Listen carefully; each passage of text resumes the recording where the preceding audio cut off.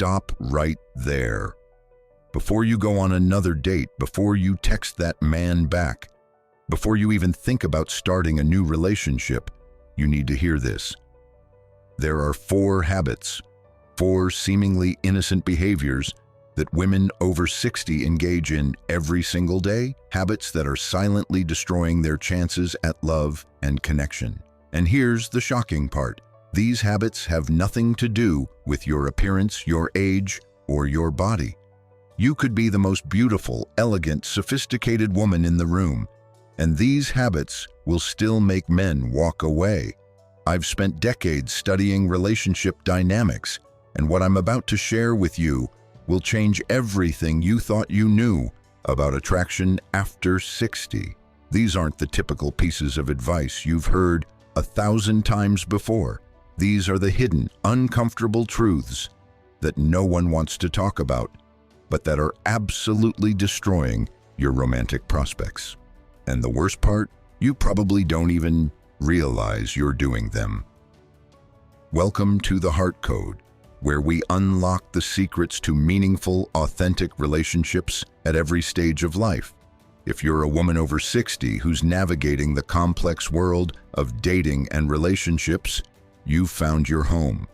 This channel is dedicated to empowering you with the knowledge, confidence, and strategies you need to create the love life you deserve, regardless of what society says about age and romance. Before we dive deep into today's eye-opening topic, I want to ask you for a few favors that help this channel continue bringing you this valuable content. First, if you find this information helpful, please hit that like button. It tells the algorithm that this content matters and helps other women just like you discover these important truths. Second, drop a comment below sharing your own experiences or thoughts on today's topic. Your insights create a community of wisdom that benefits everyone who watches. Third, share this video with other women in your life who need to hear this message. Knowledge is power, and sharing is caring. Fourth, if you haven't already, subscribe to the Heart Code and hit that notification bell so you never miss an upload. We publish content regularly that's designed specifically for your journey. And finally, if you really want to support the work we do here, consider leaving a super thanks. It directly supports the channel and allows us to continue creating in-depth, research-based content that serves you. Now, let's get into something that's going to challenge everything you thought you knew about dating after 60. We're talking about 4 weird habits that men find absolutely disgusting, no matter how beautiful, successful, or amazing you are. And I need you to understand something crucial right from the start. This isn't about changing who you are to please a man. This is about understanding the psychological triggers that create or destroy attraction so you can make informed choices about your behavior.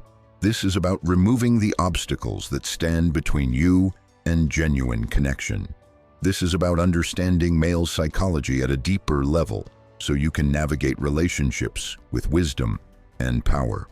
Habit number 1, the constant comparison trap. Let's start with a habit that's absolutely poisoning relationships for women over 60, and it's so subtle, so normalized in our culture that most women don't even recognize they're doing it. I'm talking about the constant comparison trap, specifically the habit of constantly comparing your current romantic interest to your ex-husband, your late partner, your previous relationships, or even to idealized versions of men that don't actually exist. Here's how this shows up in real life, and I want you to pay close attention because you might recognize yourself in these scenarios. You're on a date with a wonderful man, someone who's kind, attentive, and genuinely interested in getting to know you. The conversation is flowing, there's chemistry, everything seems to be going well. And then it happens. He mentions that he loves Italian food, and immediately, without even thinking, you say something like, "Oh, my ex-husband used to take me to this amazing Italian restaurant every anniversary. He really knew how to plan romantic dinners." Those were the days. Or perhaps he shares a story about his career and you respond with, "That reminds me of when my late husband was building his business. He was so driven and ambitious. He really knew how to succeed in the corporate world." On the surface, these seem like innocent comments. You're just sharing your life experiences, right? You're just making conversation. But here's what's actually happening from a psychological perspective, and this is crucial to understand.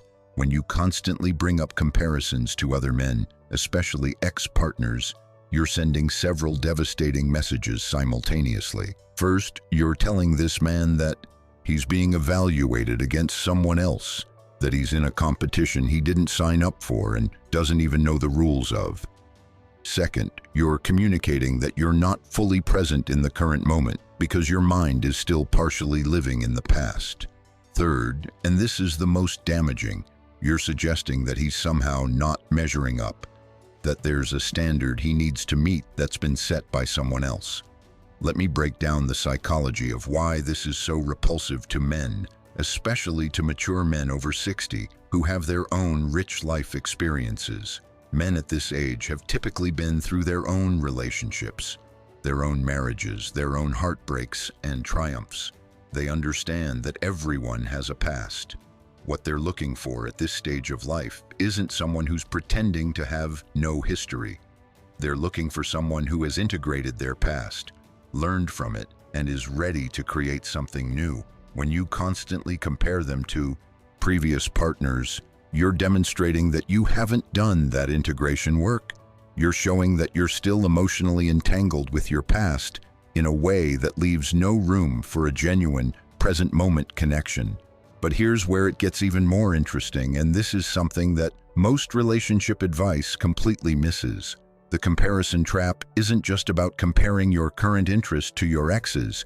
It's also about comparing him to fantasies, to idealized versions of masculinity that you've constructed in your mind based on romance novels, movies, or social media. This shows up in statements like, "A real man would," or "If you really cared about me, you would," or "I just think someone who's truly romantic would." Every single one of these statements contains an implicit comparison to some idealized standard that you've created, and it's just as destructive as comparing him to your ex. Let me give you a real-life example that illustrates how devastating this habit can be. I once worked with a woman I'll call Margaret, who was 62 and had been divorced for 5 years. She was elegant, intelligent, financially independent, and by all external measures, an absolute catch. She went on dates regularly, and men were consistently interested in her, at least initially, but every relationship fizzled out after a few weeks or months, and she couldn't understand why. When we dug deeper into her dating patterns, we discovered something fascinating. In virtually every conversation with a potential partner, she would bring up her ex-husband within the first 15 minutes. "My ex-husband and I used to vacation in Tuscany. My ex-husband was a surgeon. My ex-husband built our dream house from the ground up." She wasn't even aware she was doing it. It had become such an ingrained habit that it was completely unconscious. From her perspective, she was just sharing her life story. But from the men's perspective, and this came out clearly when I interviewed several of them, she was constantly holding up her ex-husband as this impossible standard that no one could ever match. They felt like they were dating both Margaret and the ghost of her ex-husband. They felt evaluated, judged, and found wanting before they even had a chance to show who they really were. The most telling comment came from a man who had dated her for 2 months before ending things. He said, "I felt like I was auditioning for the role of her ex-husband, and I kept failing the audition. I'm not trying to be her ex, I'm trying to be someone new in her life. But she couldn't seem to see me for who I am." Now, let's talk about the deeper psychology at work here, because understanding this will help you break free from this habit if you recognize it in yourself. The constant comparison trap is almost always rooted in one of 3 psychological patterns. The first is unresolved grief. or attachment to a previous relationship. This is especially common for widows or women who were in very long marriages. Part of your heart is still devoted to what was, and you haven't fully opened up space for what could be. The comparisons are a way of keeping that previous person alive, of maintaining a connection that feels safer than the vulnerability of starting fresh with someone new. The second psychological root is a protection mechanism against disappointment. If you're constantly comparing new people to a standard they can't meet, you never have to risk truly opening your heart and potentially getting hurt again. It's a form of self-sabotage that keeps you safe, but also keeps you alone. You can go on dates, tell yourself and others that you're trying, but the comparison habit ensures that no one ever gets close enough to truly hurt you. The third root, and this one is often the most uncomfortable to acknowledge, is a form of ego protection or status maintenance. Sometimes, especially if your previous partner was successful, respected, or admired, constantly bringing him up is a way of telling your new interest, "I'm used to high-quality men. I have high standards. I'm not just anyone." It's a way of establishing your value by association. But here's the irony. While you think you're demonstrating your worth, you're actually demonstrating your insecurity. A truly confident woman doesn't need to constantly reference past relationships to establish her value. Her presence, her character, her way of being in the world communicates her worth without any need for comparison or reference points. So, how do you break free from the comparison trap? The first step is awareness. For the next week, I want you to pay attention every time you mention an ex-partner or compare a current situation to a past one. Just notice it without judgment. You might be shocked by how often it happens. Keep a small journal and write down each instance. This awareness alone will start to shift the pattern. The second step is to do some deep inner work around your past relationships. This might mean journaling, working with a therapist, or simply spending quiet time reflecting. Ask yourself, what am I still holding on to from my past relationships? What grief haven't I fully processed? What fears am I protecting myself from by keeping one foot in the past? This isn't easy work, but it's essential if you want to create space for new love. The third step is to practice being radically present. When you're with someone new, whether it's a first date or a developing relationship, challenge yourself to stay completely in the current moment. If you notice your mind drifting to comparisons, gently bring yourself back. Focus on what this person is saying, who they are, what makes them unique. Practice curiosity instead of evaluation. Instead of measuring them against a previous standard, explore them as a completely new experience. The fourth step is to reframe your understanding of what it means to honor your past. Many women resist letting go of comparisons because they feel it dishonors their previous relationships, especially if they were widowed. But here's a profound truth. The best way to honor a past love is to take the lessons, growth, and capacity for love that relationship gave you and bring that forward into new connections. It's not about pretending the past didn't happen. It's about integrating it so fully that you don't need to constantly reference it because it's become part of who you are. Let me share another story that illustrates the transformation that's possible when you break free from this habit. I worked with a woman named Patricia who was 67 and had been widowed for 4 years. Her husband had been her high school sweetheart, and they'd been married for 45 years before he passed away from cancer. She carried him with her everywhere, mentioning him in virtually every conversation, comparing every potential new partner to him. It wasn't that she was trying to find someone exactly like him, but she couldn't seem to interact with men without constantly bringing him up as a reference point. We worked together on processing her grief and creating space for new possibilities. It took time, patience, and a lot of inner work, but gradually she began to shift. She started practicing what I call honoring without referencing. She would privately thank her late husband for the love and lessons he'd given her before going on dates, acknowledging him in her heart without needing to bring him into her conversations. She practiced describing her experiences without attaching them to him. Instead of saying, "My husband and I love traveling to France," she learned to say, "I love French culture and cuisine." There's something magical about Provence in the spring. The transformation was remarkable. Within 6 months, she met a man at a community event, and they began dating.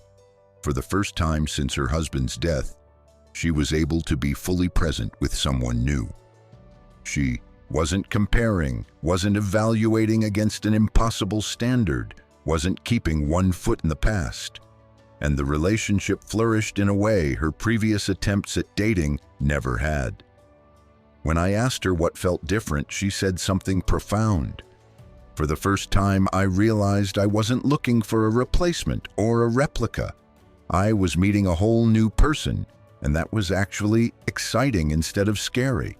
I could appreciate who he was instead of measuring who he wasn't." Now, I want to address something important before we move on to the second habit.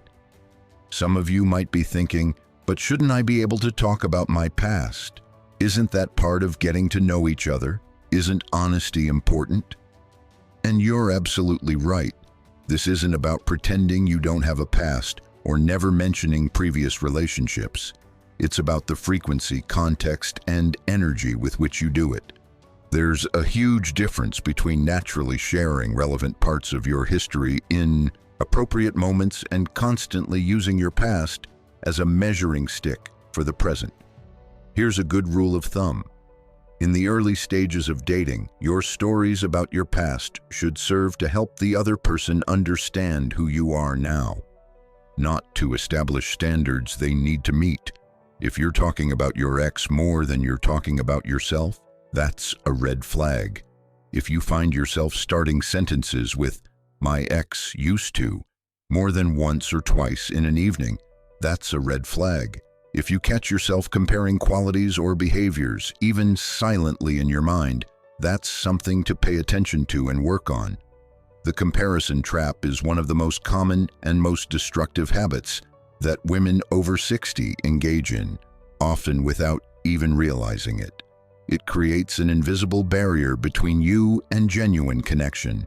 It keeps you stuck in the past while pretending to pursue the future. And it communicates to potential partners that they're not enough, that they're being evaluated against a standard they can never meet, that you're not truly available for something new. No matter how beautiful you are, no matter how successful or interesting or kind, this habit will drive quality men away every single time. But the good news is that once you become aware of it, once you understand the psychology behind it, once you commit to doing the inner work to shift it, you can break free and open yourself up to possibilities you never imagined. Habit number 2, the oversharing spiral. Now let's move on to the second habit that's absolutely repelling men. And this one is particularly tricky because it's often rooted in good intentions. I'm talking about the oversharing spiral, specifically the tendency to share way too much personal information, too soon, with too much emotional intensity. And before you dismiss this as something you don't do, I want you to really examine your behavior, because this habit shows up in ways that are often invisible to the person doing it. Here's what the oversharing spiral looks like in practice. You meet a man, there's some initial chemistry and connection, and you're excited. Finally, someone who seems genuinely interested, someone who asks questions and seems to care about the answers. So you open up. You share about your divorce and all the painful details of how it ended. You talk about your health issues and your medications and your doctor's appointments. You tell him about your difficult relationship with your adult children and all the ways they've disappointed you. You share your financial worries, your fears about aging, your concerns about your body. You tell him about your therapist and what you're working on in therapy. You share about past traumas, past relationships, past hurts. And you do all of this in the first few dates. sometimes even in the first conversation. From your perspective, you're being authentic, you're being vulnerable, you're being open and honest. You've read all the relationship books that talk about the importance of vulnerability in creating intimacy, and you're putting that advice into practice. You think you're building connection by sharing your truth. But here's what's actually happening from a psychological perspective, and this is absolutely critical to understand. You're not building intimacy, you're creating overwhelm. You're not demonstrating authenticity, you're demonstrating a lack of boundaries. You're not showing vulnerability in a way that draws people closer. You're dumping your emotional baggage in a way that pushes them away. Let me explain the psychology of healthy vulnerability versus unhealthy oversharing, because this distinction is everything. Healthy vulnerability is the gradual, mutual, reciprocal sharing of your inner world with another person. It happens over time as trust is built. It's proportional to the level of the relationship. It takes into account the other person's capacity to hold what you're sharing. It's balanced with curiosity about the other person. It leaves room for mystery and discovery. It creates invitation rather than obligation. Unhealthy oversharing, on the other hand, is the rapid, one-sided, disproportionate dumping of your inner world onto another person. It happens prematurely, before trust has been established. It's out of proportion to the level of the relationship. It doesn't consider whether the other person has the capacity or desire to hold what you're sharing. It's self-focused rather than mutual. It eliminates all mystery and leaves nothing to discover. It creates burden rather than invitation. Here's a real-life example that perfectly illustrates this distinction. I worked with a woman I'll call Susan, who was 64 and back in the dating world after her divorce. She was warm, caring, and deeply invested in personal growth. She'd done years of therapy and was very in touch with her emotions. When she met a man at a community volunteering event and they agreed to go out for coffee, she was excited and hopeful. She wanted to be authentic and real, unlike in her marriage where she felt she'd had to hide parts of herself. During that first coffee date, which lasted about 2 hours, Susan shared the following: the story of her divorce, including all the ways her ex-husband had betrayed her trust, her struggles with depression and anxiety and the medications she was taking, her complicated relationship with her mother, and the childhood wounds she was still healing from, her fears about financial security and retirement, her concerns about her weight and body image, her fertility journey and hysterectomy from years ago, and her past experience with a manipulative relationship in her 30s. She cried twice during the conversation. From her perspective, she was being courageously vulnerable, sharing her authentic self. The man, to his credit, was kind and supportive throughout. He listened, offered empathy, and didn't shut down or become visibly uncomfortable. They ended the date with a hug, and he said he'd like to see her again, but he never called. When Susan reached out to him a week later, he responded politely but vaguely, saying he didn't think they were a good match. Susan was confused and hurt. She felt like she'd finally been her authentic self with someone, and he'd rejected her anyway. When we examined what had happened, it became clear that Susan had committed the classic oversharing spiral mistake. She'd shared far too much, far too soon, with far too much intensity. From the man's perspective, that first coffee date had felt less like getting to know someone and more like being appointed as an emergency therapist. He felt overwhelmed by the depth and intensity of what she shared. He felt concerned that she might not have good boundaries in other areas of life. He felt like there was no mystery left to discover, like she'd laid out her entire life story in chapter and verse before they'd even established basic compatibility. Most damaging of all, he felt like her sharing was more about her need to process and release than about actually creating a mutual connection with him. Let's dig deeper into why the oversharing spiral is so destructive to attraction and connection, especially with men over 60. First, it violates the psychological principle of proportional intimacy. In healthy relationships, emotional intimacy grows gradually in proportion to time spent together, shared experiences, and proven trustworthiness. When you share highly personal, deeply emotional information too soon, you're asking the other person to hold an intimacy level that doesn't match the actual relationship level. It's like trying to build the 10th floor of a building when you haven't even poured the foundation yet. It's unstable and it makes people uncomfortable. Second, the oversharing spiral often signals unresolved trauma or unhealed wounds. When someone shares intense personal information very quickly, especially with a lot of emotional charge, it suggests that they're still actively processing and healing from those experiences. And while there's nothing wrong with being on a healing journey, most men over 60 are looking for a partner, not a patient. They've typically done their own healing work or are at least stable in their own lives, and they're looking for someone who's similarly stable. When you overshare about traumas, health issues, financial problems, and emotional struggles right out of the gate, you're communicating, "I'm still in crisis mode," whether or not that's actually true.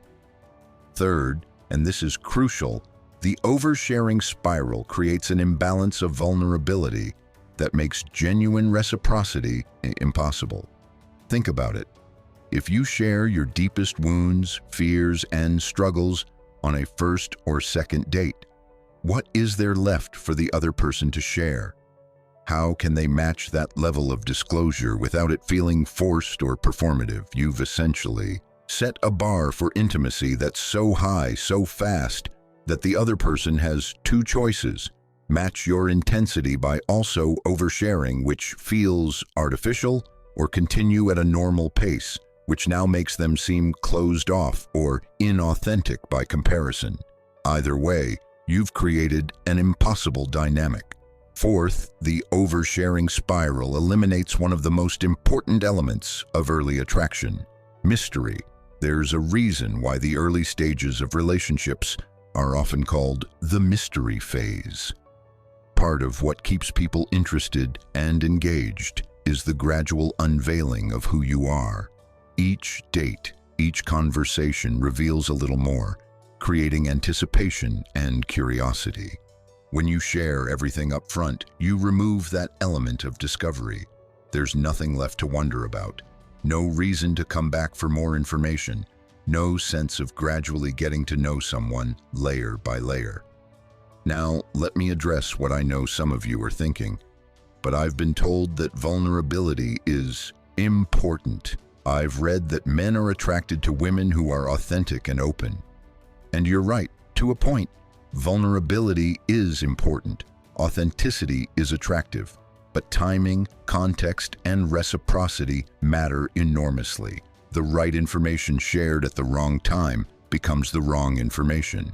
Vulnerability that's dumped rather than gradually revealed becomes a burden rather than a gift. Authenticity without boundaries becomes chaos rather than connection. Let me share the psychological framework that can help you navigate this much more effectively. It's called the gradual depth model of sharing, and it works like this. In the first few interactions, you share what I call public self information. This is the information that anyone who knows you casually would know. Your job or former career, your hobbies, your general interests, where you're from, what you enjoy doing. These are the surface level facts of your life that help someone get a basic sense of who you are without requiring any emotional processing on their part. In the next phase, after you've had several pleasant interactions and established basic compatibility and comfort, you move to social self-information. This is information that you'd share with friends or friendly acquaintances. This might include some past experiences, general opinions on things, preferences and values, stories from your life that have shaped you but aren't deeply traumatic. You're going a bit deeper, but you're still staying within a comfortable zone that doesn't require intense emotional labor to receive. In the third phase, after you've established genuine trust and consistent positive interaction over weeks or months, you move to intimate self-information. This is where you share more vulnerable truths, past hurts that still carry some emotional charge, fears and insecurities, family dynamics and complications, health concerns that affect your daily life, financial situations that create stress. But even here, you're doing it gradually, one layer at a time, checking in with the other person, making sure they have the capacity and willingness to hold what you're sharing. Finally, only in committed relationships, where deep trust has been thoroughly established, do you move to private self-information. This is the deepest level. Childhood traumas, major life crises, intense emotional experiences, the darkest moments of your life. This is the information that requires significant emotional capacity to hold and process, and it should only be shared in relationships that have proven themselves stable, committed, and trustworthy over substantial time. The problem with the oversharing spiral is that women jump straight to intimate self, or even private self-information in the first few interactions, completely bypassing the necessary foundation building that makes that level of sharing safe and appropriate. And then they wonder why men disappear or pull back. Let me give you another example that shows the transformation that's possible when you correct this habit. I worked with a woman I'll call Linda, who was 68 and had been struggling with dating for years. She was highly educated, had a successful career, and was actively involved in her community. But every potential relationship fizzled out quickly, and she couldn't figure out why. When we examined her dating patterns, the oversharing spiral was immediately obvious. Within the first date, she would typically share about her mastectomy from years ago, her ongoing anxiety about cancer recurrence, her difficult relationship with her sister, her money worries now that she was retired, and her fears about being alone in old age. We worked together on creating what I call a sharing timeline. She made a commitment to keep first dates light and focused on mutual discovery. She practiced asking questions and showing genuine curiosity about the other person. She shared only public self-information in early interactions. Most importantly, she worked on processing her fears and concerns with her therapist and close friends, rather than using dates as therapy sessions. The transformation was remarkable. Within a few months, she met someone at a book club, and they began seeing each other regularly. She was amazed at how different the experience felt when she held back appropriately. Instead of feeling the urgent need to lay everything out immediately, she enjoyed the process of gradually getting to know someone and allowing them to get to know her.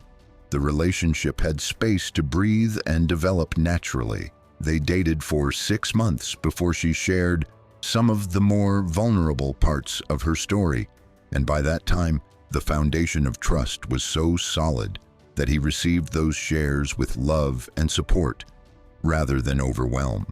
When I asked her to reflect on what had changed, she said something that perfectly captures the lesson here.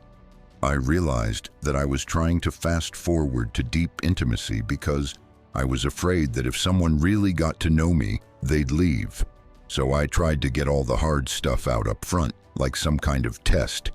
If they could handle knowing everything difficult about me immediately, then they must really care, right? But what I was actually doing was making it impossible for real intimacy to develop. I was putting up walls by pretending not to have any. Now I understand that real vulnerability isn't about dumping everything on someone. It's about trusting the process of gradually deepening connection.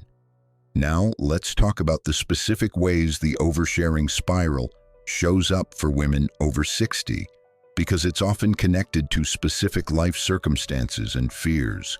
One common trigger is the fear that time is running out. You think, I'm 60-something years old. I don't have time to waste on a relationship that's not going to work. So I need to get everything out in the open immediately so we both know if this can work. This fear-based thinking leads to premature disclosure because you're trying to accelerate the timeline of connection. But here's the paradox. By trying to speed things up, you actually guarantee that things will end prematurely. The foundation of any solid relationship is trust built over time through consistent, positive interactions. You can't force that process or compress it into a few intense conversations. When you try, you end up with a relationship that feels intense but unstable, like a house of cards that collapses at the first challenge. Another common trigger is the loneliness that many women over 60 experience. Perhaps you're widowed, divorced, or have been single for a long time. When someone finally shows interest, there's a flood of pent-up need for connection, and suddenly you're sharing everything you've been holding inside. You've been alone with your thoughts and feelings for so long that when someone gives you attention, it's like opening a floodgate. All the loneliness, all the stored up emotions, all the things you wish you had someone to talk to about, come pouring out. The solution here isn't to suppress your feelings or pretend you haven't been lonely. The solution is to build a broader support system so that your romantic interests aren't the only outlet for your emotional needs. Develop close friendships where you can process your feelings. Consider working with a therapist. Join support groups or communities where authentic sharing is appropriate. Keep a journal where you can express what you're feeling. Create multiple channels for emotional expression so that when you meet someone romantically, you're not dumping the accumulated emotional backlog of months or years onto them. A third trigger for the oversharing spiral is a misunderstanding of what men want and value. Many women believe that men are attracted to helplessness, that showing all your problems and vulnerabilities will make a man want to rescue you and take care of you. This might have been true in previous generations, but men over 60 today are generally looking for partners, not projects. They want someone who has their life together, who's handled their own healing, who brings strength and stability to the relationship. They're attracted to capable, self-sufficient women who choose to partner rather than need to partner. When you overshare about all your problems, struggles, and emotional challenges, you're not triggering a man's protective instincts in an attractive way. You're triggering his concern that you might be too much work, too unstable, too needy. Men at this stage of life are generally looking to simplify and enjoy their remaining years, not sign up for another major caretaking project. So how do you break free from the oversharing spiral? The first step is to develop what I call appropriate mystery. This doesn't mean being fake or inauthentic. It means understanding that not everything needs to be shared, and certainly not everything needs to be shared immediately. You can be authentic and real while still maintaining some privacy and boundaries. In fact, the ability to maintain appropriate boundaries is a sign of psychological health and emotional maturity. Before any date or interaction, ask yourself, what's the purpose of this conversation? What level of relationship do I actually have with this person right now? What would be appropriate to share given that level of relationship? This simple self-check can help you avoid the oversharing trap. The second step is to practice reciprocal sharing. This means that for everything you share about yourself, you should be asking at least 1 or 2 questions about the other person and really listening to their answers. If you realize that you've been talking about yourself for more than a few minutes without engaging the other person, that's a red flag. Connection is built through mutual sharing and discovery, not through one-person monologues. The third step is to develop emotional, self-regulation skills. Much of the oversharing spiral comes from a need to process emotions in the moment rather than containing them until an appropriate time and place. Learn to sit with your feelings without immediately needing to express them. Practice the art of holding your experiences privately, until you've had time to process them internally. This doesn't mean suppressing your emotions. It means developing the capacity to feel them fully without immediately needing to share them with others. The fourth step is to remember that you're not on trial. You don't need to present all the evidence of who you are, including all the difficult parts, in order to be acquitted or approved. You don't need to confess all your sins and problems to see if someone will still accept you. You're getting to know someone to see if there's potential for connection, not defending yourself in court. This shift in perspective can dramatically change how you show up in early interactions. The oversharing spiral is one of the most common ways that women over 60 sabotage potential relationships without even realizing it. It comes from good intentions, from a desire to be authentic and real, from fear of wasting time, from loneliness and a need for connection. But the impact is always the same. It overwhelms potential partners, violates the natural process of gradual intimacy building, eliminates mystery and anticipation, and creates the impression of poor boundaries and unresolved trauma. No matter how beautiful, successful, or interesting you are, this habit will push quality men away. But once you become aware of it and commit to sharing gradually, proportionally, and reciprocally, you create space for genuine intimacy to develop naturally. Habit number 3, the negativity addiction. Let's move on to the third habit, and this one is perhaps the most insidious because it's so deeply embedded in social conditioning and even rewarded in certain contexts. I'm talking about the negativity addiction, specifically the habit of constantly complaining, criticizing, and focusing on what's wrong rather than what's right. And I need you to really hear this, because many women over 60 have become so accustomed to this pattern that they don't even recognize it as unusual or problematic anymore. Here's what the negativity addiction looks like in dating and relationships. You meet a man for coffee, and within the first 15 minutes of conversation, you've complained about the traffic getting there, criticized the coffee shop for being too noisy, mentioned how much you hate the current political climate, shared your frustration with your adult children's life choices, vented about your neighbors who don't maintain their yard properly, criticized the state of modern manners and courtesy, complained about the weather, and expressed your disappointment with how society treats older people. You might think you're just making conversation, just sharing your observations about the world.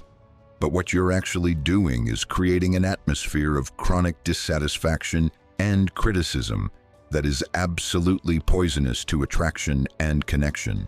Let me be clear about what I'm not saying. I'm not suggesting you should be fake or pretend everything is perfect when it's not. I'm not saying you should suppress legitimate concerns or grievances. I'm not suggesting you should put on a Pollyanna act and act like everything is wonderful all the time. What I am saying is that there's a huge difference between occasionally acknowledging challenges or expressing legitimate concerns and making negativity your default mode of interaction. The negativity addiction shows up in several specific ways for women over 60, and I want you to examine your own behavior honestly as we go through these. The first manifestation is what I call competitive complaining. This is where you try to connect with others by bonding over shared grievances. Someone mentions a minor inconvenience, and you immediately respond with a worse version from your own life. Someone shares a frustration, and you top it with an even bigger frustration. The conversation becomes a competition of who has it worse, who's more put upon, who has more legitimate reasons to be dissatisfied. From your perspective, this might feel like commiseration and bonding. You might think you're building connection through shared experiences of life's difficulties. But from the other person's perspective, especially a potential romantic partner, it feels exhausting and depressing. Instead of feeling like they're getting to know someone interesting and positive, they feel like they've entered a zone of constant complaint and criticism. The second manifestation is what I call critic as identity. This is where you've built your sense of self and value around being someone who has high standards, who doesn't accept mediocrity, who tells it like it is. You pride yourself on being discerning and not easily impressed. You see yourself as someone who maintains quality standards in a world that's falling apart. Your conversation is full of critical observations. This restaurant isn't as good as it used to be. That movie was disappointing. This hotel doesn't meet acceptable standards. Those people don't know how to do their jobs properly. From your perspective, this makes you seem sophisticated and discriminating. You think it demonstrates that you're someone of refined taste and high standards. But from a potential partner's perspective, it raises a terrifying question. If you're this critical of everything around you, how critical will you be of me? If nothing measures up to your standards, how could I possibly measure up? This pattern creates an atmosphere where the other person feels they're constantly being evaluated and judged. And no one wants to be in a relationship where they feel they're perpetually on trial. The third manifestation is historical grievance, rehearsal. This is where you can't seem to let go of past wrongs and injustices, and you bring them up repeatedly in conversation. Your ex-husband did this terrible thing, and you're still angry about it 20 years later. Your friend betrayed you, and you still bring it up regularly. Someone wronged you, and you're still processing it through constant retelling. These grievances have become part of your identity, and you rehearse them so often that they've taken on a life of their own. From your perspective, these are legitimate hurts that deserve to be acknowledged. You might feel that constantly bringing them up is a way of processing them or preventing yourself from being hurt again. But from a potential partner's perspective, it signals that you're someone who holds grudges, who can't let go, who might still be emotionally entangled with your past in unhealthy ways. It raises the question, if I ever do something to upset you, will I be added to this list of grievances that you rehearse for the next 20 years? The fourth manifestation is what I call catastrophic thinking conversation. This is where you constantly predict negative outcomes and worst-case scenarios. Someone mentions a plan, and you immediately start listing all the things that could go wrong. Someone shares an optimistic thought, and you counter with all the reasons why it probably won't work out. Someone expresses hope about something, and you feel compelled to balance it with a dose of harsh reality. Your conversations are peppered with phrases like, yes, but, the problem is, what if, in negative contexts. From your perspective, you might think this makes you wise or realistic. You might think you're being helpful by pointing out potential problems before they happen. You might see yourself as the voice of reason in a world of naive optimism. But from a potential partner's perspective, it's absolutely draining. Who wants to be around someone who constantly finds the cloud in every silver lining? Who wants to share their hopes and dreams with someone who immediately starts poking holes in them? Let me share a powerful example that illustrates just how destructive the negativity addiction can be. I worked with a woman I'll call Barbara, who was 66 and couldn't understand why men never asked her out on second dates. She was attractive, well-educated, had interesting hobbies, and traveled extensively. On paper, she seemed like an ideal partner. But when we did a deep dive into her actual dating conversations, the pattern was immediately clear. I asked her to record a few of her dates, with the men's permission, of course, so we could examine what was actually happening. What we discovered was shocking, even to her. In a typical one-hour first date, Barbara made an average of 37 negative or critical statements. That's a negative comment every 90 seconds. She criticized the restaurant's service, complained about parking, expressed disappointment with recent movies she'd seen, criticized her adult son's career choices, complained about her homeowners association, expressed frustration with her doctor's office, criticized modern technology and how complicated everything had become, complained about her arthritis, criticized other diners who were being loud, complained about the cost of everything, expressed frustration with her investment returns, criticized her former employer, and on and on and on. When I played the recordings back for her, she was genuinely shocked. She had no idea she was being so negative. From her perspective, she was just making conversation, sharing her life experiences, being honest about the world around her. But hearing it played back, she could finally see what every man who dated her had experienced: a relentless stream of complaint and criticism that made spending time with her feel like a chore rather than a pleasure. The most powerful moment in our work together came when I asked her, "If you met someone who talked like you do in these recordings, would you want to spend more time with them? Would you be excited about a second date? Would you feel energized and uplifted after spending time with them?"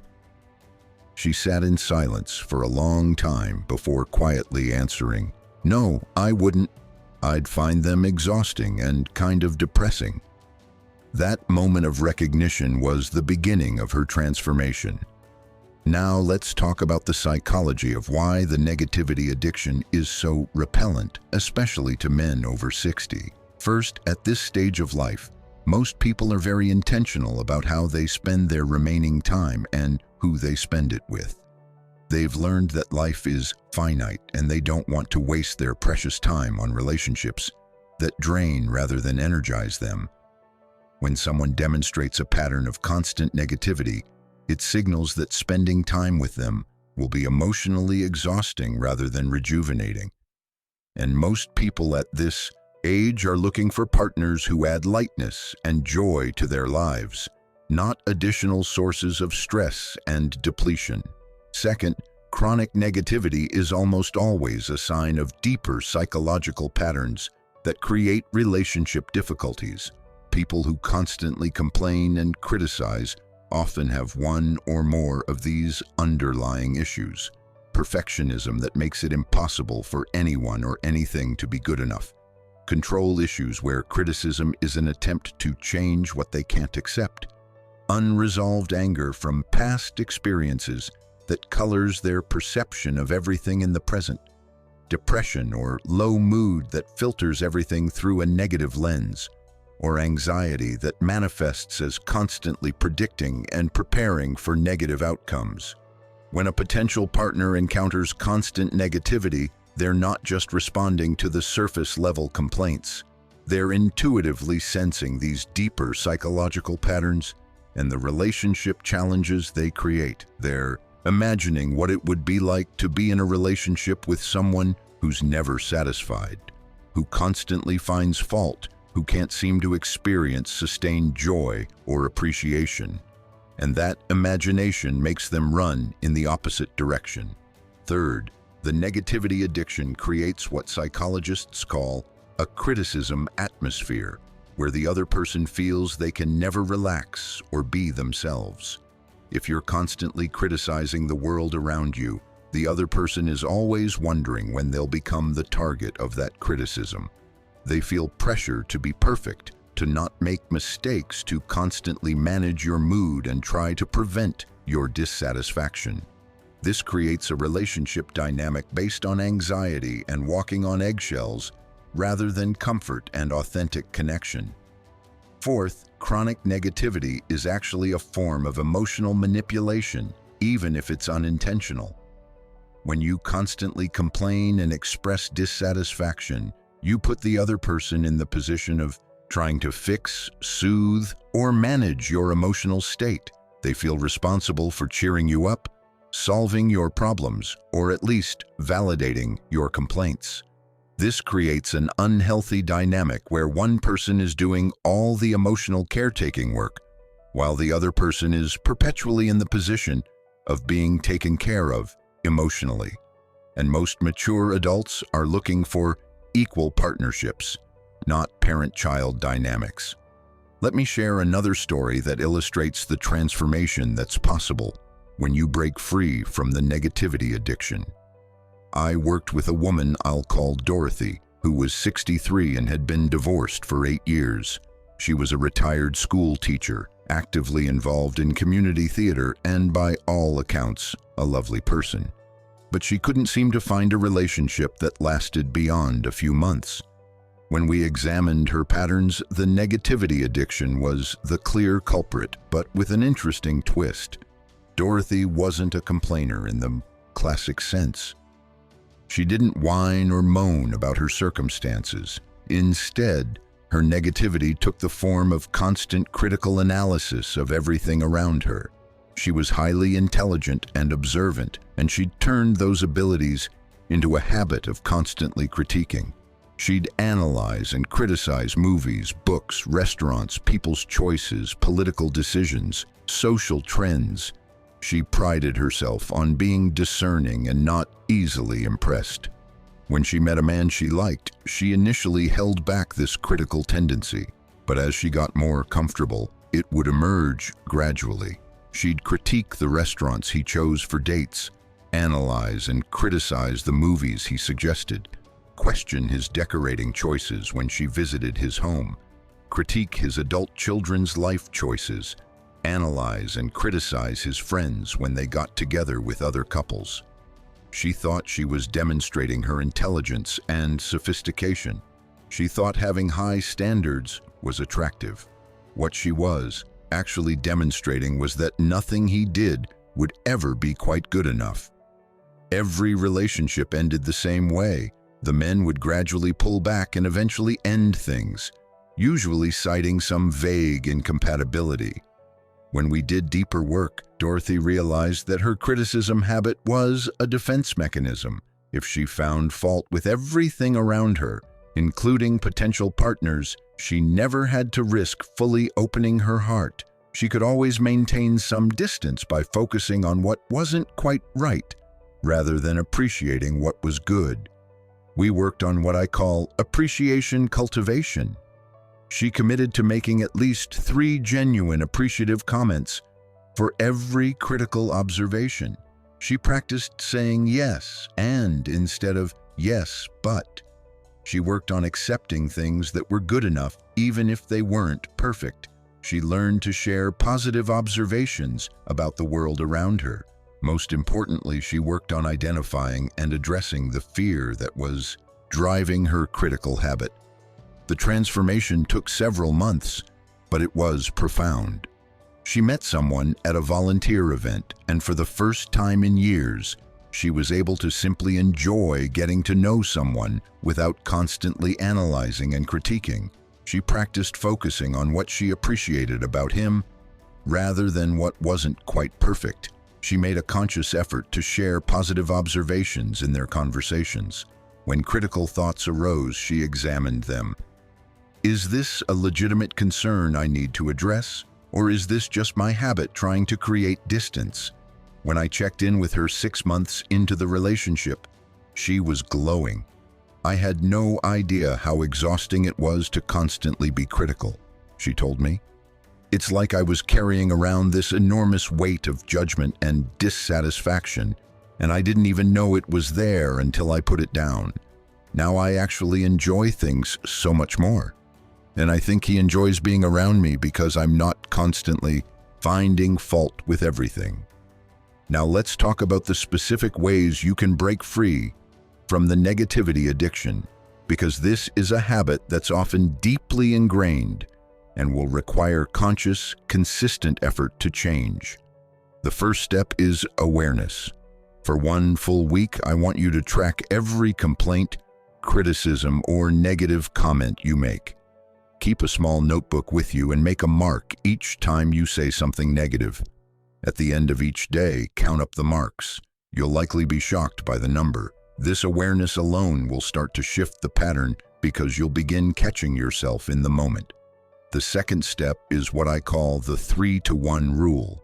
For every negative or critical comment you feel compelled to make, challenge yourself to share 3 positive observations first.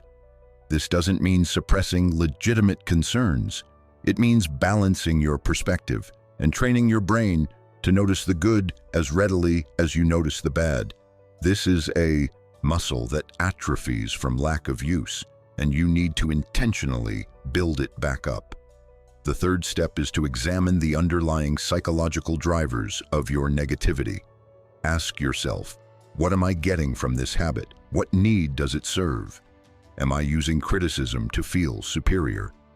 Am I using complaint to connect with others? Am I using negativity to protect myself from disappointment? Am I using critical analysis to maintain distance and avoid vulnerability? Understanding the function your negativity serves is essential to developing healthier alternatives. The fourth step is to practice what I call grateful framing. This means taking situations that you'd normally complain about and deliberately reframing them through a lens of appreciation. Instead of complaining about the traffic, appreciate that you have a reliable car and the ability to drive. Instead of criticizing the restaurant's service, appreciate that you're healthy enough to go out to eat and financially secure enough to afford it. Instead of complaining about aging, appreciate each day you're given and the wisdom that comes with years. This isn't about being fake or pretending problems don't exist. It's about expanding your perspective to include what's working alongside what isn't. The fifth step is to develop what I call solution orientation rather than problem fixation. When you notice something that's not right, instead of just complaining about it, immediately shift to thinking about solutions. The service here is slow becomes, maybe we should try coming at a less busy time next week. I'm frustrated with my energy levels becomes, I'm going to talk to my doctor about this and maybe adjust my exercise routine. This shift from passive complaint to active problem-solving changes the entire energy of your communication. Let me address something important before we move to the fourth habit. Some of you might be thinking, but what about authenticity? What about being real? Aren't you just telling me to be fake and pretend everything is fine when it's not? And I understand that concern. But here's what you need to understand. There's a huge difference between acknowledging challenges authentically when relevant and making negativity your default mode of interaction. Authenticity means being honest about your experience, including struggles and difficulties, when it's appropriate and when it serves the relationship. But authenticity doesn't require you to constantly vocalize every critical thought that crosses your mind. Authenticity doesn't mean making complaint and criticism your primary mode of interaction. You can be deeply authentic while also choosing to focus on what's working, what you appreciate, what brings you joy. In fact, the ability to find and appreciate the good in life, even while acknowledging the challenges, is a sign of psychological health and emotional maturity. The negativity addiction is one of the most destructive habits that women over 60 engage in, and it's particularly insidious because it often feels justified. You have legitimate complaints, real frustrations, actual disappointments. Life hasn't always been kind or fair. You've experienced loss, betrayal, pain. All of that is real and valid. But when you allow those experiences to color your entire worldview and dominate your interactions with others, you create an atmosphere that repels rather than attracts. No matter how beautiful you are, no matter how successful or accomplished, if you're emanating chronic negativity, quality men will not want to spend their remaining precious years with you. But when you choose to break free from this habit, when you cultivate appreciation and positive focus, when you learn to balance acknowledgement of difficulties with recognition of blessings, you become magnetic in a completely different way. Habit number 4, the control crusade. Now we come to the fourth and final habit that's destroying your romantic prospects, and this one might be the hardest to recognize in yourself because it's often disguised as helpful behavior or high standards. I'm talking about the control crusade, the need to manage, direct, correct, and control the people and situations around you. And for women over 60, this habit is particularly common because you've spent decades developing competence, taking care of families, managing households, and handling responsibilities. That competence can morph into a habitual need for control that absolutely destroys romantic attraction. Here's what the control crusade looks like in dating and relationships. You go out with a man and you immediately start managing everything. You tell him the best route to take to the restaurant, even though he's been driving in this city for 40 years. You correct his pronunciation of a word or his recollection of a fact. You rearrange items on the table at the restaurant because they're not organized optimally. You tell him how he should have handled a situation he described from his life. You give unsolicited advice about his wardrobe, his home organization, his relationship with his kids, his health habits. You interrupt him mid-story to correct details or add information. You make decisions about joint activities without consulting him. You reorganize his kitchen when you visit. You critique the way he loads the dishwasher, folds laundry, or maintains his yard. From your perspective, you're just being helpful. You're efficient. You're organized. You have a lot of life experience and useful knowledge to share. You see things that could be done better, and you're just trying to help improve them. You've managed households and families for decades, and you're good at it. Why wouldn't you share that expertise? But here's what's actually happening from the other person's perspective. You're communicating that you don't trust him to handle basic life tasks, that you think you know better than he does about virtually everything, that there's a right way to do things, and it's your way, and that being in a relationship with you would mean constantly being managed, directed, and corrected like a child.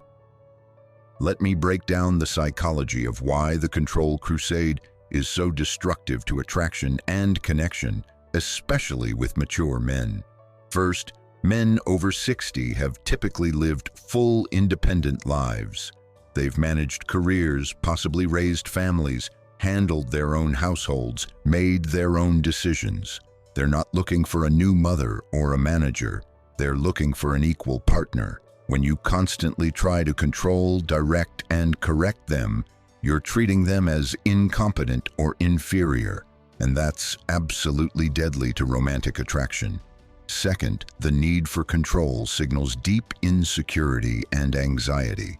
When someone constantly has to manage and direct everything around them, it reveals that they don't feel safe unless they're in charge, that they don't trust others to be competent, that they're afraid of things not going their way. And while everyone has some level of these feelings, when it becomes the dominant pattern in how you interact with the world, it creates an atmosphere of tension and distrust that makes intimacy impossible. Third, the control crusade prevents genuine collaboration and partnership. Healthy relationships are built on mutual respect, shared decision-making, and the ability to sometimes do things differently than you would do them yourself without it being a crisis. When you need to control everything, you make collaborative partnership impossible. The other person isn't a true partner. They're either complying with your directives or resisting them. Either way, there's no genuine equality or mutual respect. Fourth, and this is crucial, constant control behavior is experienced as criticism and rejection. Every time you correct someone, every time you tell them how they should do something differently, every time you reorganize something they've arranged, you're communicating, what you did isn't good enough. The way you think about things isn't right. You need my intervention to do things properly. Even if your words are gentle and your intention is helpful, the message is ultimately rejecting and demeaning. Let me share a powerful example that illustrates just how destructive the control crusade can be.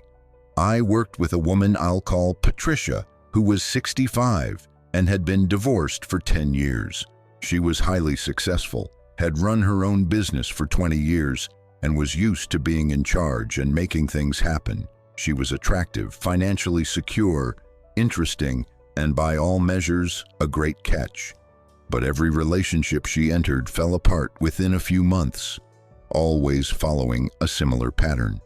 The man would start out enthusiastic and attentive, but would gradually become withdrawn, defensive, and eventually end the relationship. When we examined what was happening, the control pattern was immediately apparent. Patricia managed every aspect of her relationships. She planned all the dates and activities without input. She gave constant advice about how her partners should handle various situations in their lives. She corrected their grammar and word choices in conversation. She rearranged their homes when she visited. She told them how they should dress, what they should eat, how they should manage their finances, how they should interact with their adult children. She saw herself as a helpful partner who was contributing her considerable expertise and making their lives better. But they experienced her as controlling, critical, and impossible to please. The turning point came when one of her exes agreed to speak with me about his experience with Patricia. He said something that was both heartbreaking and illuminating. I felt like I was constantly being graded, and I was always failing. Nothing I did was ever quite right. She always had a better way, a more efficient method, a more correct approach. After a while, I just gave up. Why try to do anything when I know she's going to step in and tell me how I should have done it differently? I ended up feeling completely emasculated and demoralized. She's an amazing woman, but being with her made me feel like a constant disappointment. When I shared this feedback with Patricia, she was genuinely shocked. She had no idea her helpful behavior was being experienced as controlling and demeaning. From her perspective, she was contributing her strengths to the relationship. But from her partner's perspectives, she was making them feel incompetent and inadequate. This recognition led to deep work on Patricia's underlying anxiety and need for control, and eventually to a transformation in how she showed up in relationships. Now let's talk about the specific ways the control crusade manifests for women over 60, because understanding the patterns is the first step to changing them. The first manifestation is what I call efficiency tyranny. This is where you prioritize efficiency and optimal outcomes over allowing others to do things their own way. You can't stand to watch someone do something inefficiently when you know a better way. You feel compelled to step in and show them the right method. You reorganize things others have arranged because they're not optimally organized. You correct procedures and processes because they could be done better. From your perspective, you're being helpful and contributing your expertise, but from the other person's perspective, you're communicating that their way isn't good enough, that you can't relax and let them be themselves, that being around you means constantly being evaluated and corrected. This creates an atmosphere where the other person can never relax or be themselves because they're always anticipating your intervention and correction. The second manifestation is unsolicited advice overflow. This is where you give constant advice about everything, whether or not anyone has asked for it. He mentions a health concern, and you immediately tell him what he should do about it. He shares a story about a situation at work, and you tell him how he should have handled it. He mentions something about his kids, and you give him parenting advice. He talks about a hobby, and you suggest ways he could do it better. From your perspective, you're being supportive and sharing your wisdom. But from the other person's perspective, you're assuming they can't figure things out on their own, that they need your intervention to handle their own life, that you think you know better than they do about their own experiences. This undermines their sense of autonomy and competence, which is deadly to adult romantic relationships. The third manifestation is my way or anxiety. This is where you become visibly anxious, frustrated, or upset when things aren't done your way.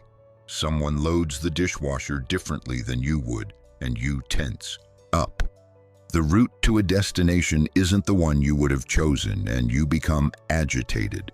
Plans change in a way you didn't anticipate, and you struggle to adapt.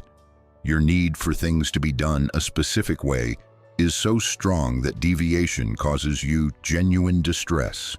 From your perspective, you might see this as having standards or preferences, but from a potential partner's perspective, it signals that you're inflexible, that accommodating your need for things to be done your way will be a constant requirement, that spontaneity and flexibility won't be possible in a relationship with you. And most mature adults want partners who can roll with life's inevitable changes and surprises, not someone who needs rigid control to feel safe. The fourth manifestation is decision domination. This is where you make decisions unilaterally without consulting your partner, even about things that affect both of you.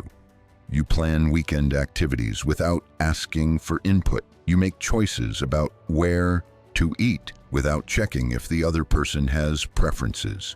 You arrange social engagements without consulting your partner's schedule or desires.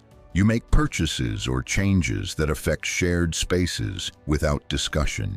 From your perspective, you might see this as being decisive and taking initiative. But from a partner's perspective, it communicates that their input doesn't matter, that you don't see them as an equal voice in the relationship, that you expect them to simply go along with whatever you decide.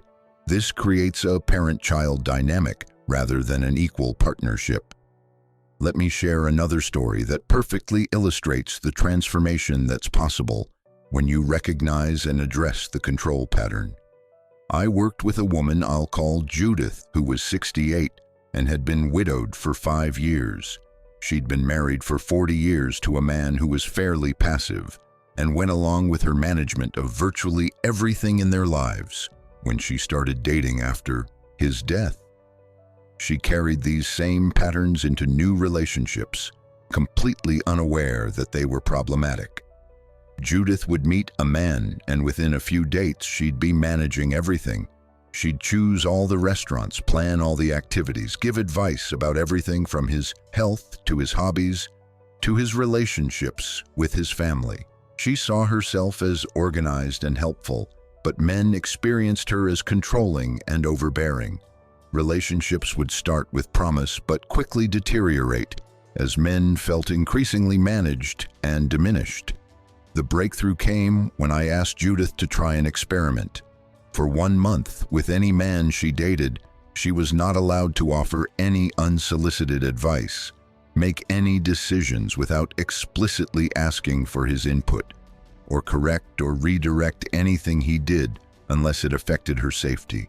She could only give advice if directly asked, and she had to let him make decisions about activities and logistics at least half the time. Judith found this experiment incredibly difficult. She realized just how much she habitually controlled and managed in every interaction, but she stuck with it, and the results were transformative.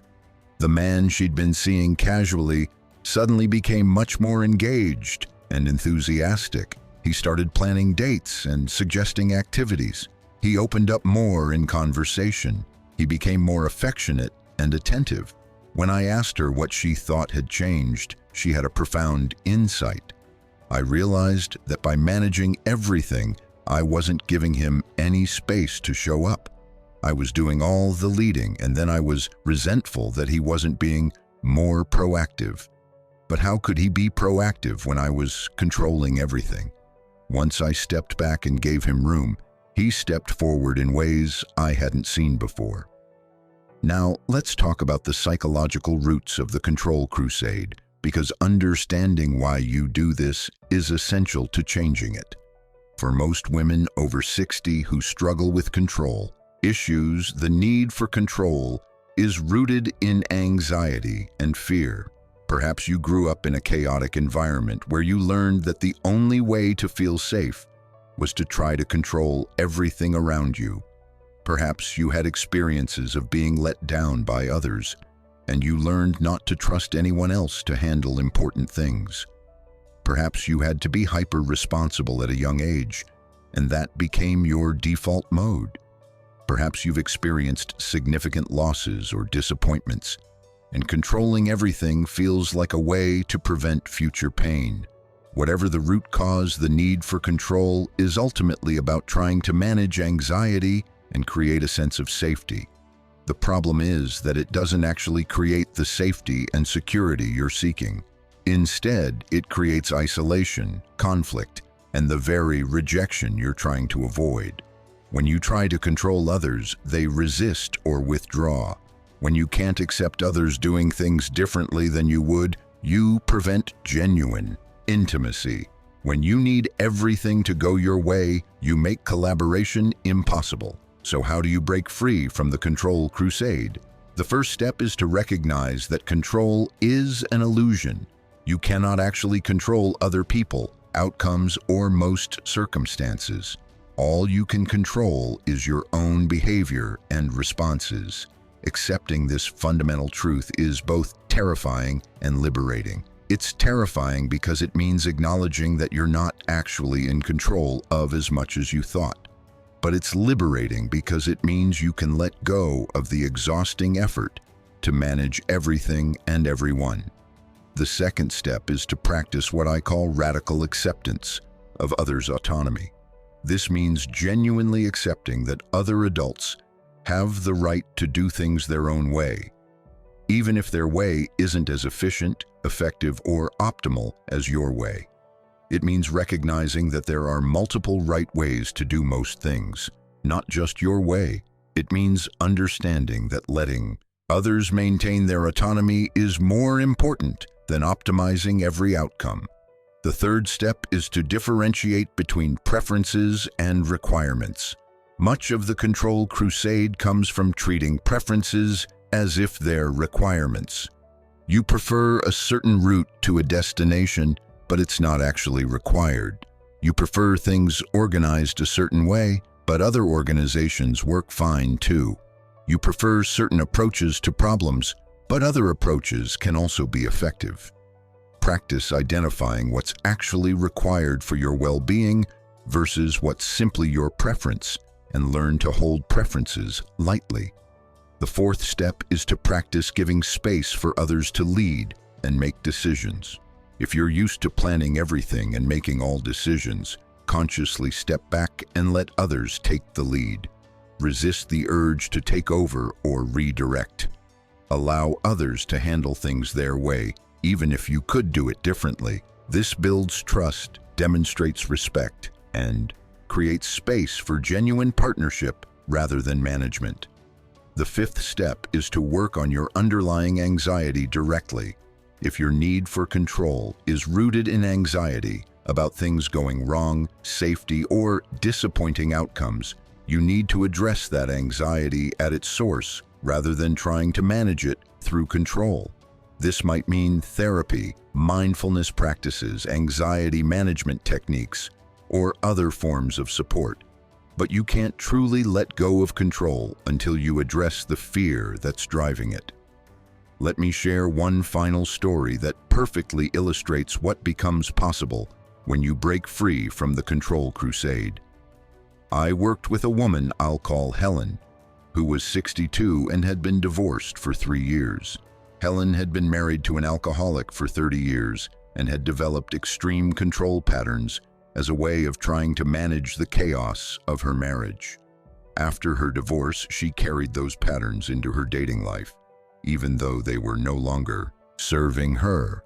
Helen was warm, intelligent, and attractive, but she couldn't seem to develop relationships that lasted. Men would quickly feel suffocated by her need to control every aspect of their interactions. We worked together intensively on recognizing her control patterns and understanding their roots in her previous marriage. She learned to differentiate between the legitimate need for boundaries and healthy standards versus the dysfunctional need to control everything. The transformation took nearly a year of consistent work, but it was profound. Helen learned to let go, to trust, to allow others to be autonomous, to hold her preferences lightly. She learned to offer advice only when asked rather than constantly directing others. She learned to make decisions collaboratively rather than unilaterally. Most importantly, she learned to manage her own anxiety directly rather than trying to control external circumstances. When she met someone at a volunteer organization and they began dating, she was able to show up in a completely different way. She let him plan dates sometimes without redirecting him. She bit her tongue when he did things differently than she would. She asked for his input on decisions rather than just deciding herself. She practiced accepting his choices even when they weren't what she would have chosen, and the relationship flourished in a way her previous attempts never had. When I asked her to reflect on what had changed, she said something beautiful. I realized that my need to control everything was actually preventing intimacy. How can someone really be themselves with you if you're constantly managing and directing them? How can you truly know someone if you're always telling them how to be? When I let go of control, I created space for him to show up fully as himself.